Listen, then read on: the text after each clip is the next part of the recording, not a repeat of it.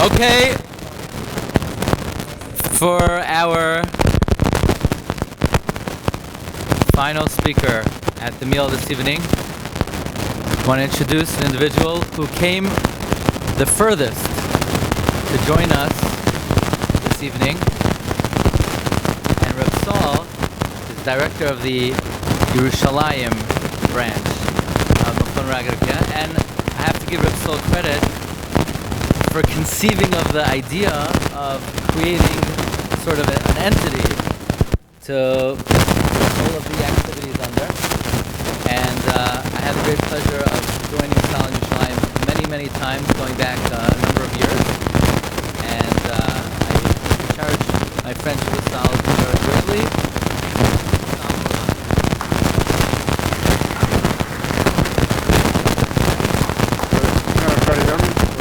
Hello. Good evening. So it's a privilege, it's an honor for me to be here. John or Rabbi Glatstein?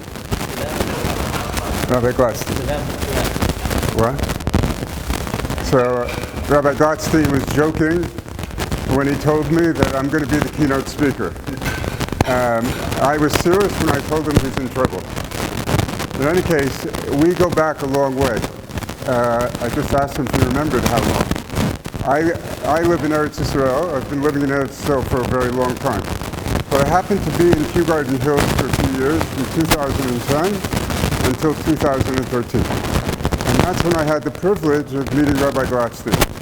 He was giving a shiur, a weekly shiur, twice weekly shiur actually, in Kew Garden Hills, which I attended. I was told it's a very popular shiur, it's a very good shiur. And I went and I was impressed. And I'm not that easily impressed. What impressed me was the fact that Rabbi Glatstein is an authentic Torah voice. Not only is he an authentic Torah voice, but he's an original Torah voice as well. You listen to him speak, his Chidushim are amazing. He brings Torah to life for his audience and for all the people who listen to him. But it's more than just that. It's not just what he says, it's the way he says it. And the personality that he has, that's makar of everybody to it. His warmth, his pain, his ability to deal. There's always a heckler in the crowd. Anyway. His ability to deal with everybody, all ages, all types, and believe me, there were all types in the shiur. But his ability to deal with that, but to do it in a very warm way, a very welcoming way, a very accepting way. And the truth is, when you get to know the family, the parents, you understand where it comes from. Right? It's not stam. Right? This is a very special person. And so 5 or 6 years ago, I decided that it was time for him to come to Israel. And we organized the first, actually, it was like a little bit of a two-way street, right?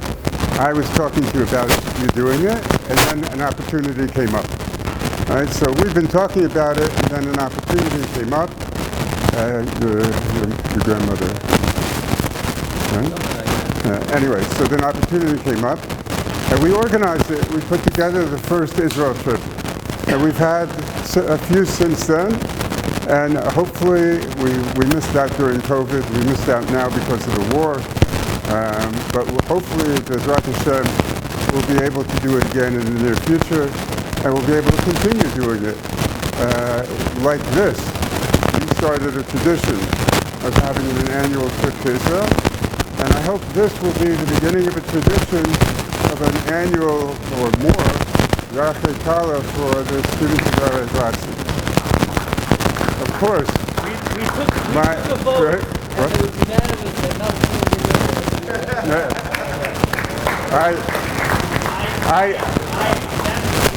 I trained him. Anyway. So it's like I said, it's a real pleasure for me to be here. I hope that we continue to meet under these circumstances, under only good circumstances, where we can all share in Torah. By the way, the topic of this Yarchei Kallah, the ethics of war, as I mentioned to Rabbi Glatstein earlier,